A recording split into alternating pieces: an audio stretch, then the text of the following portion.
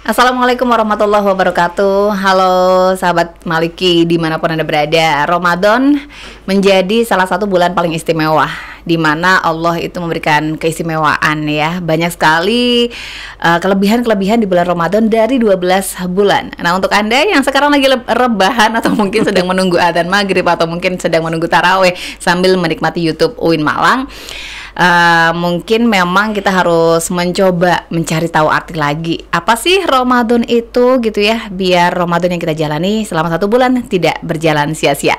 Kembali lagi di Maliki Podcast edisi spesial Ramadan, dan kali ini bersama saya Farida.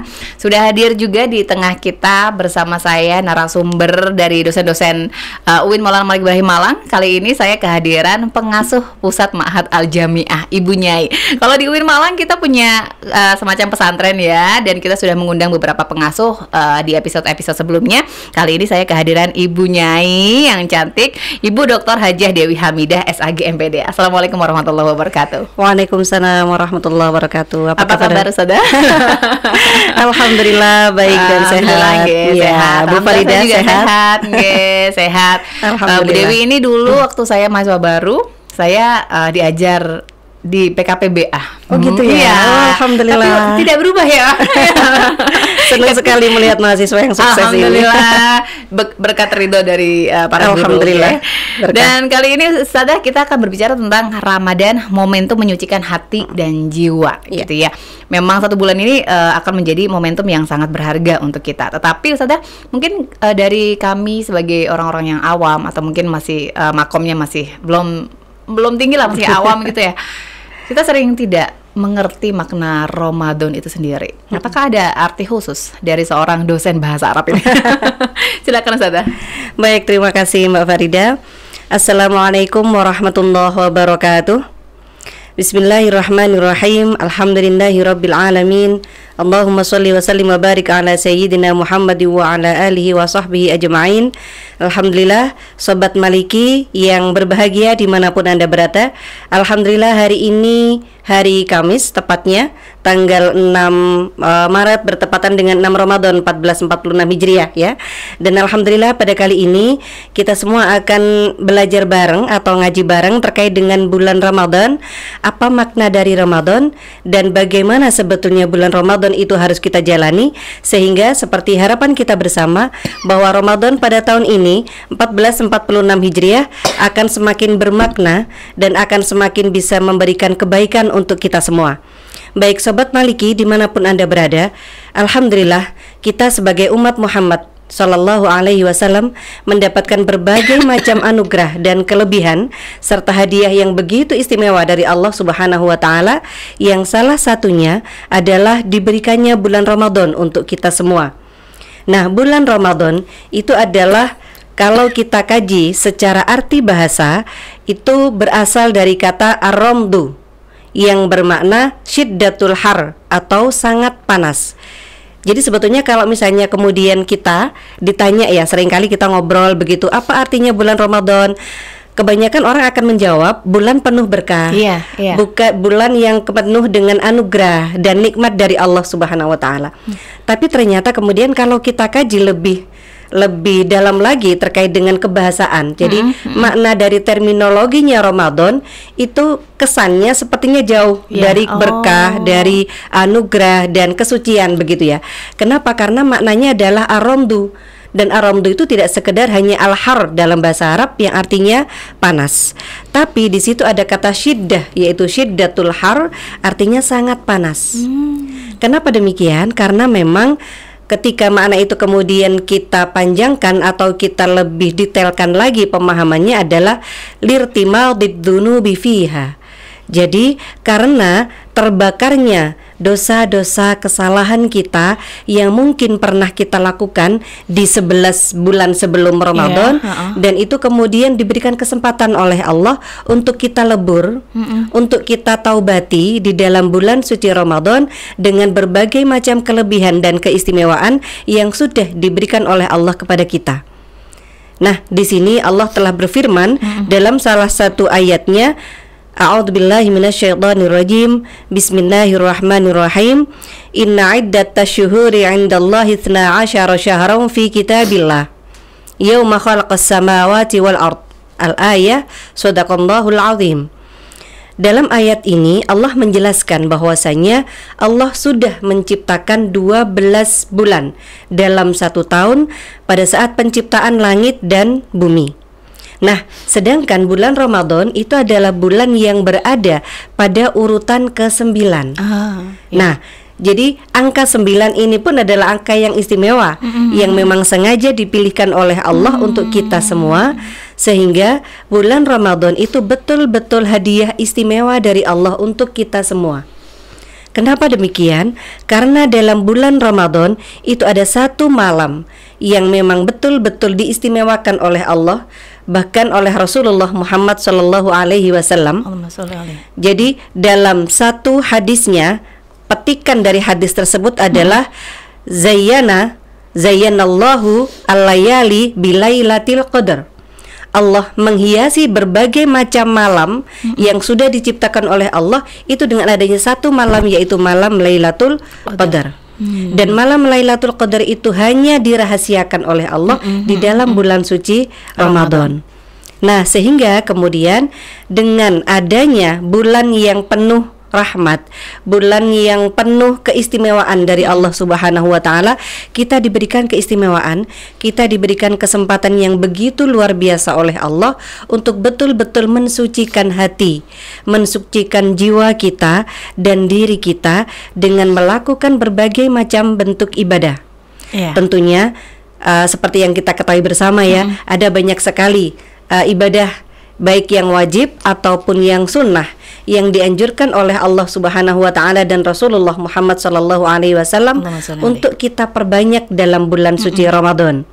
Selain ibadah puasa, di mana ibadah puasa itu sendiri mungkin secara harfiah ya, al-imsak, menahan makan, kemudian menahan minum, menahan lapar dan dahaga, juga menahan berbagai macam aktivitas yang tidak ada gunanya atau sia-sia saja begitu.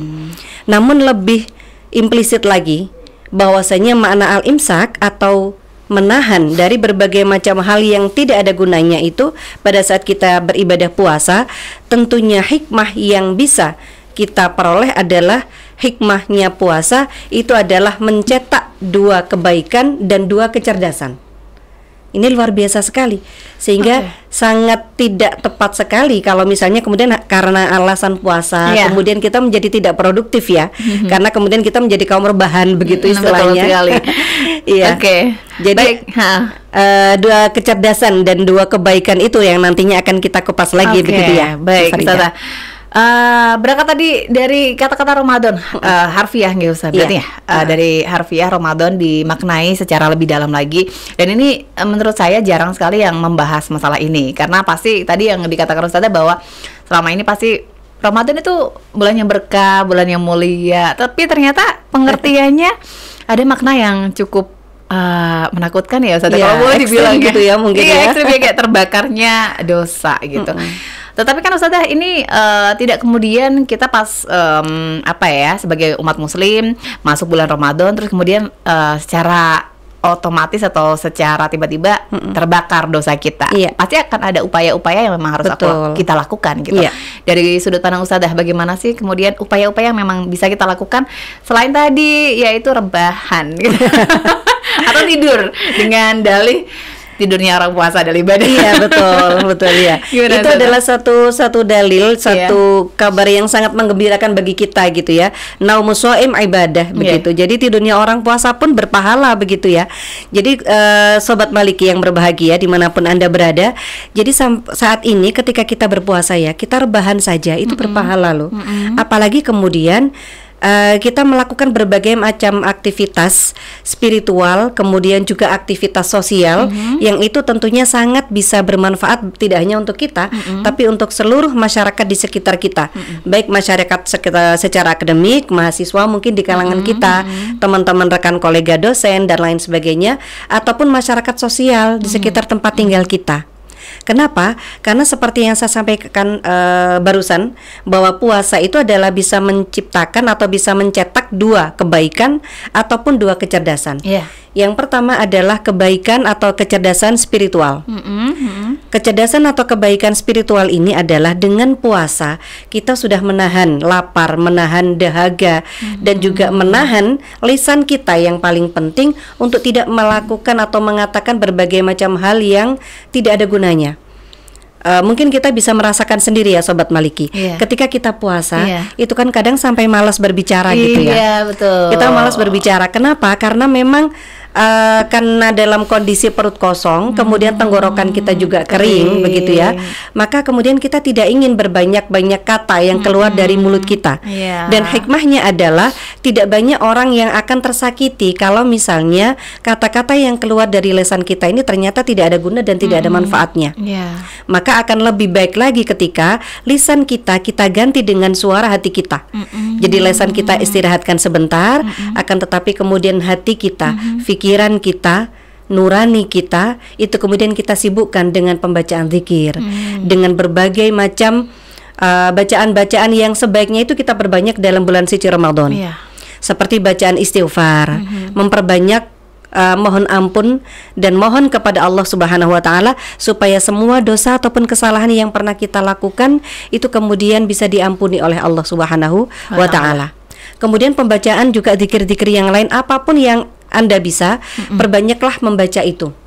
Minimal dalam hati saja. Itu kan sangat ringan sekali begitu ya, apalagi dalam kondisi puasa. Kemudian yang kedua adalah kecerdasan ataupun kebaikan sosial. Di mana pada saat kita puasa, kita bisa melakukan berbagai macam hal aktivitas yang itu kemudian implikasi positifnya itu adalah kepada masyarakat sekeliling kita. Kenapa? Karena dengan melakukan puasa, maka kalau mungkin bisa kita hitung secara nominal ya, secara angka begitu, ekonomi kita akan semakin hemat loh dengan puasa. Yang biasanya harusnya begitu. Yang biasanya kita punya kebiasaan nongkrong di kafe sambil nugas, alasannya teman-teman begitu, sambil nugas, sambil nongkrong, itu sudah berapa banyak snack yang kita cemilin begitu ya. Itu kan tidak terasa kemudian berapa banyak duit yang kita keluarkan.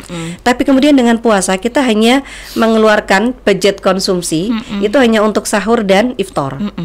Nah, kemudian dari efisiensi dalam hal anggaran ini bisa kita salurkan, bisa kita bagikan kepada saudara kita, teman-teman kita yang mungkin dan pastinya ada di antara kita yang sangat membutuhkan itu. Betul. Nah, maka aktivitas sosial ini sangat luar biasa sekali.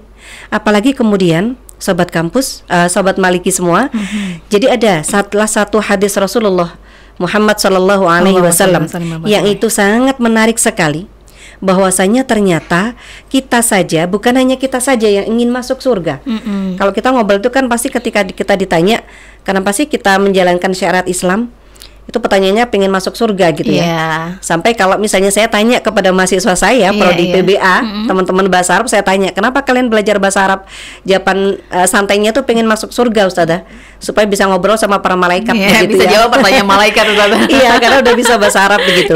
Tapi ternyata dalam hadis Rasulullah ini, surga pun merindukan kita. Kalau kita sudah dirindukan surga, maka insya Allah Allah akan menjamin surga kita. Al jannatu mushtaqatun ila arba'ati nafar. Jadi ada 4 orang yang betul-betul dirindukan oleh surga. Siapa saja itu 4 orang itu? Yang pertama adalah talil Quran, orang yang membaca Al-Quran. Nah, dengan menjaga lisan kita supaya kita tidak banyak berkata-kata yang tidak ada guna dan manfaatnya, maka dengan membaca Al-Quran, di mana tadi sudah kita singgung sedikit bahwa turunnya Al-Quran di malam Lailatul Qadar yang itu berada di dalam bulan suci Ramadan, tentunya itu sangat bermakna dan sangat luar biasa sekali.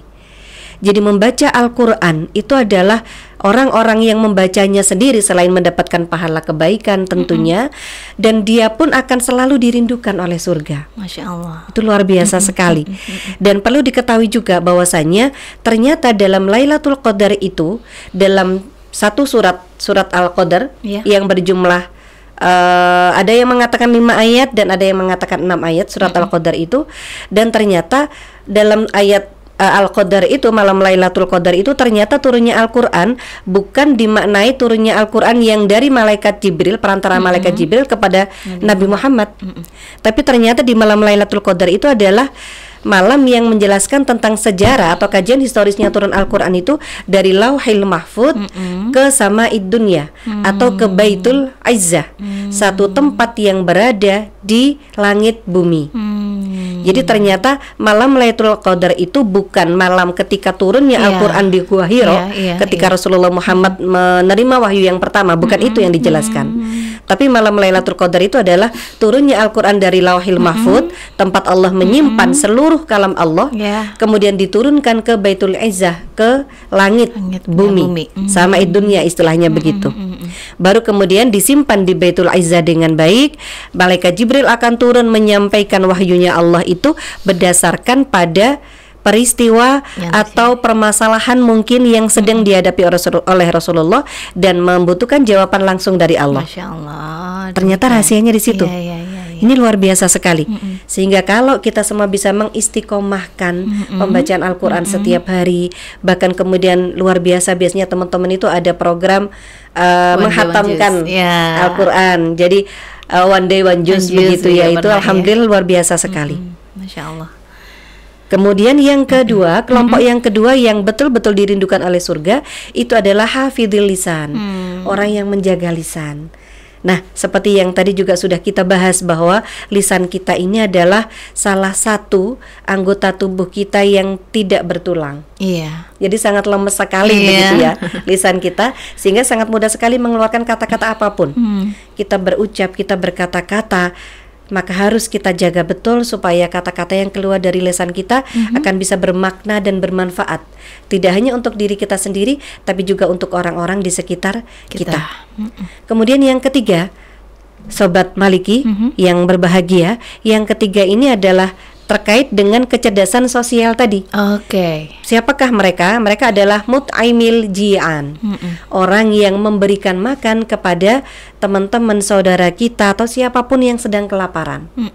Jadi mut'aimil ji'an ini adalah orang yang dermawan, yang memberikan makan kepada teman-teman kita, saudara kita yang sedang kelaparan. Dan ini adalah orang yang betul-betul dirindukan oleh surga. Kenapa? Karena dengan memberikan makan kepada orang-orang yang kelaparan, itu Masya Allah luar biasa sekali. Ketika orang yang lapar kemudian mendapatkan sesuatu untuk mereka makan, mereka mendapatkan asupan untuk raga mereka, sehingga kemudian mereka mempunyai kekuatan untuk beribadah, mempunyai kekuatan untuk beraktivitas kembali. Masya Allah luar biasa. Tanpa kita sadari, kita tidak hanya sekedar memberikan asupan raga kepada mereka, tapi kita juga memberikan asupan kepada fisik mereka dan juga psikis mereka. Jiwa mereka juga kita berikan asupan. Berupa apa? Berupa kebaikan dari makanan yang kita berikan.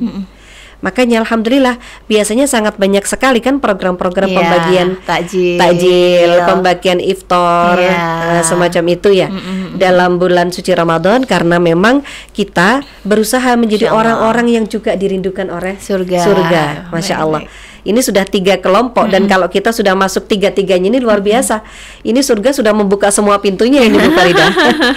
Alhamdulillah. Baik, masih sisa satu lagi tadi ya, kayaknya dari hadis tersebut. Masih sisa satu lagi. Yang satu itu adalah Masya Allah, kita sekarang berada di dalam hal itu dan sedang menjalankannya, yaitu washoimina fi syahri Ramadan. Jadi orang-orang yang berpuasa di bulan Ramadan. Alhamdulillah, Masya Allah. Jadi mulai yang nomor 1, kelompok pertama, kedua, ketiga dan keempat itu tidak ada yang sulit ternyata. Dan semuanya sudah keseharian kita lakukan. Itu kan tidak ada yang sulit ya. Jadi sebetulnya kuncinya pintu surga itu tidak ada yang sulit, Sobat Maliki. Semuanya bisa kita raih, semuanya bisa kita lakukan, dan tentunya untuk bisa mengistiqomahkan itu semua, kita selalu mengharap pertolongan dari Allah. Semoga kita dimudahkan oleh Allah untuk melakukan itu semua. Masya Allah, luar biasa. Jadi tadi dari hadis tersebut itu tadi juga ada kaitannya dengan 2 kecerdasan itu tadi ya Ustazah ya. Apa namanya, kalau tadi Ustazah mengatakan adalah spiritual dan juga sosial gitu. Ternyata ada dalam hadis yang menyebutkan 4 golongan tadi yang dirindukan oleh surga gitu. Masya Allah, kalau dirindukan oleh orang yang kita sayangi saja itu menyenangkan, bagaimana dirindukan oleh surga begitu Ustazah ya.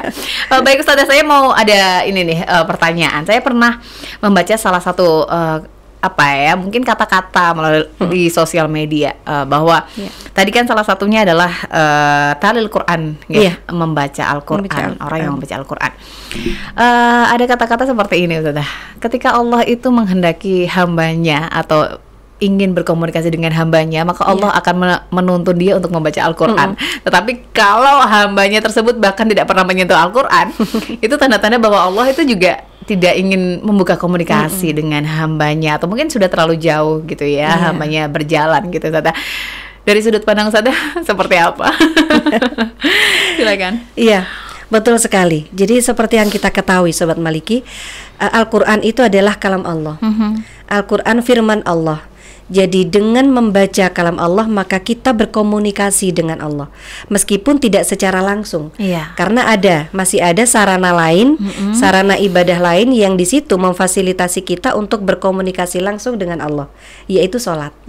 Jadi sholat itu adalah sarana kita untuk berkomunikasi secara langsung dengan Allah. Karena semua bacaan-bacaan sholat itu intinya adalah semuanya komunikasi langsung dengan Allah begitu. Sedangkan membaca Al-Quran itu kita berkomunikasi langsung dengan Allah meskipun tidak secara langsung. Jadi ketika kita kemudian mendapatkan anugerah, mendapatkan hidayah dari Allah Subhanahu wa taala untuk kemudian kita akrab dan sangat dekat sekali hidup kita dengan Al-Quran, itu harus betul-betul disyukuri. Karena memang begini, ketika Al-Quran, kita punya banyak Al-Quran mungkin ya, mushaf itu ada di rumah kita, tapi kadang mushaf itu berdiri rapi begitu ya, sampai seperti pajangan yang masih baru. Ketika akan kita jual tuh masih laku loh, harganya mahal. Kenapa? Karena belum pernah dibuka begitu ya. Nah ini Masya Allah, hati-hati Sobat Maliki. Jadi mushaf yang ada di rumah kita harus betul-betul menjadi teman hidup kita, harus menjadi bagian dari hidup kita.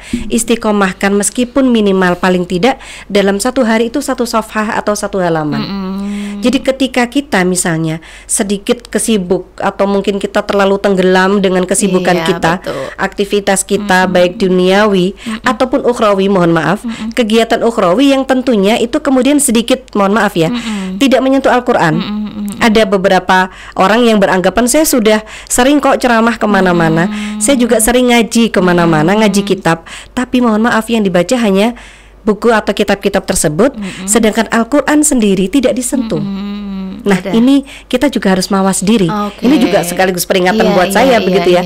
Jadi kadang kita mutolaah beberapa kitab fikih, kitab tasawuf dan lain sebagainya, tapi sumber dari segala sumber ilmu Al-Quran yang berupa Al-Quran, ilmu Allah ini yang berupa Al-Quran, itu justru jarang disentuh. Nah ini kita harus mawas diri.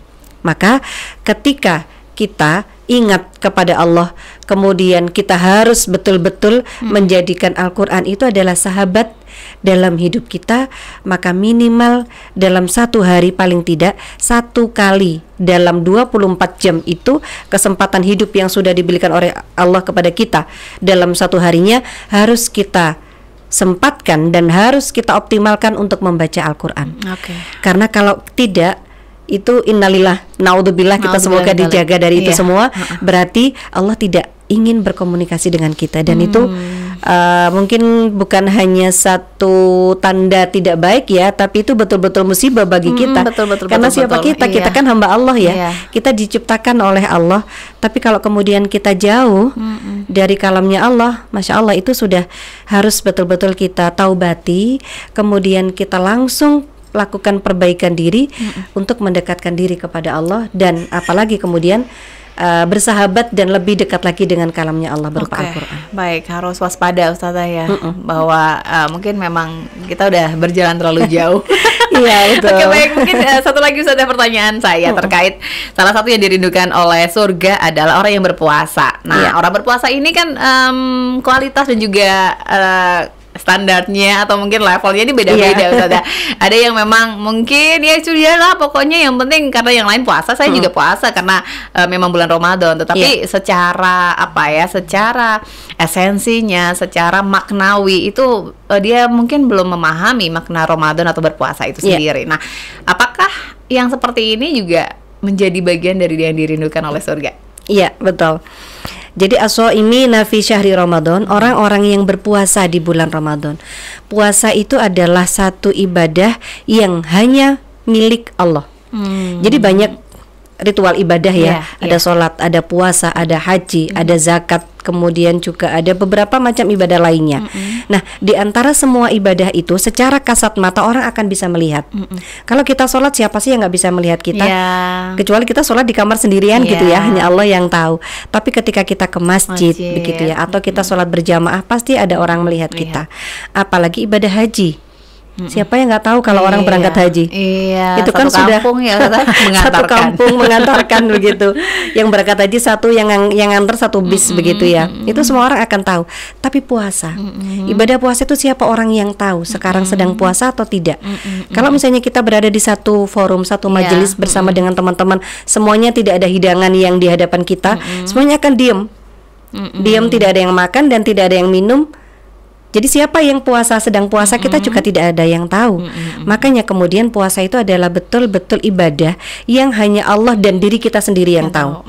Kualitas ibadah kita, kemudian bagaimana nilai dari puasa kita, itu hanya kita dan Allah yang tahu. Sampai kemudian dalam salah satu hadis qudsinya, Allah menyampaikan bahwa as-shaumu li wa ana ajziyun bih. Jadi puasa, ibadah puasa dari hambaku itu adalah milikku, hanya milikku saja, dan aku yang akan memberikan pahalanya. Itu adalah hak prerogatifku. Dan pemberian pahala ini tentunya hanya Allah yang tahu sampai di mana tingkatan puasa kita. Apakah hanya sekedar kita dapat menahan lapar dan dahaga saja? Banyak ya orang yang dapat itu saja, kemudian dia tidak menjaga lisan, tidak menjaga aktivitasnya, pandangan matanya juga tidak dijaga sedemikian rupa sehingga masih seringkali menonton hal-hal yang Masya Allah itu semua sudah di luar batasan begitu ya. Jadi bagaimana kemudian kita bisa menjaga kualitas puasa kita, itu harus betul-betul kita yang mengusahakan. Itu tadi, saya sedang puasa, jadi saya harus menjaga lisan. Kalau lisan kita jaga, maka yang kita sibukkan adalah hati dan pikiran kita untuk berzikir, untuk membaca Al-Quran, dan untuk kebaikan-kebaikan lainnya. Tentunya juga aktivitas sosial yang juga bisa kita kembangkan sehingga nilai dan tingkatan puasa kita tidak hanya lagi menjadi puasanya orang-orang yang awam, tapi kita sudah meningkat menjadi puasanya yang muttaqin.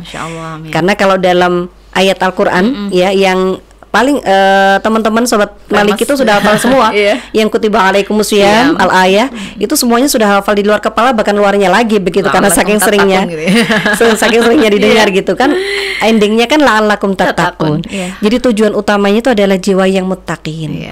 Bagaimana kemudian dengan sarana ibadah puasa yang sudah diberikan oleh Allah melalui bulan Ramadan ini, yang ini adalah hadiah teristimewa dari Allah Subhanahu wa taala hanya untuk umat Muhammad, maka harus kita optimalkan, harus kita tingkatkan nilai dan kualitas ibadah puasa kita sehingga kita betul-betul menjadi hamba Allah, umat Rasulullah Muhammad SAW yang betul-betul dirindukan oleh surga. Masya Allah, luar biasa sekali sahabat Maliki ya. Jadi lengkap sekali, berangkat dari makna Ramadan, kemudian makna tujuan dari Ramadan itu menjadikan kita menjadi orang yang cerdas dalam dua hal ya, Ustazah ya, secara spiritual dan juga sosial. Kemudian berkaitan dengan hadis yang ternyata memang menyebutkan bahwa orang-orang yang dirindukan oleh surga adalah khususnya di bulan Ramadan ini, segala aktivitas kita gitu, termasuk orang yang dirindukan oleh surga seperti itu. Mungkin kata kalimat terakhir Ustazah sebelum kita tutup untuk Maliki Podcast kali ini, pesan-pesan untuk mahasiswa kita dan juga mungkin penonton kita ya di Maliki Podcast di bulan Ramadan ini. Baik, satu pesan terakhir, tapi ini bukan wasiat ya. Pesan terakhir mengakhiri perbincangan kita, Sobat Maliki, mari kita tingkatkan kualitas penghambaan kita kepada Allah, kualitas ibadah kita kepada Allah Subhanahu wa taala, dan tentunya kualitas kita sebagai umat Rasulullah Muhammad SAW dengan meningkatkan semua kualitas ibadah kita sehingga kita berharap hanya ridho Allah, hanya surga Allah, dan hanya cinta Allah yang kita harapkan, sehingga semoga semuanya kita semua akan bertemu dengan Allah, bertemu dengan Rasulullah Muhammad SAW di dalam surganya Allah. Hadanallahu wa iyyakum ajma'in ila sirati mustaqim wal afa minkum in uridu illal islaha mastata'tu wa ma taufiqi illa billah alaihi tawakkaltu wa ilaihi unib. Assalamualaikum warahmatullahi wabarakatuh. Waalaikumsalam warahmatullahi wabarakatuh. Terima kasih banyak Ustazah. Banyak sekali yang sudah kita pelajari, banyak sekali yang sudah kita jadikan motivasi, dan mungkin beberapa hal yang belum pernah kita dengar selama ini. Semoga bisa memperlancar ibadah kita di bulan Ramadan. Saya tunggu lagi pertemuan kita di Maliki Podcast, Ustazah. Dan itu dia Maliki, sahabat Maliki ya, pertemuan kita di episode spesial Ramadan. Jangan lupa untuk saksikan terus episode Ramadan selama bulan Ramadan ini. Dan kali ini saya Farida pamit undur diri. Terima kasih. Wassalamualaikum warahmatullahi wabarakatuh.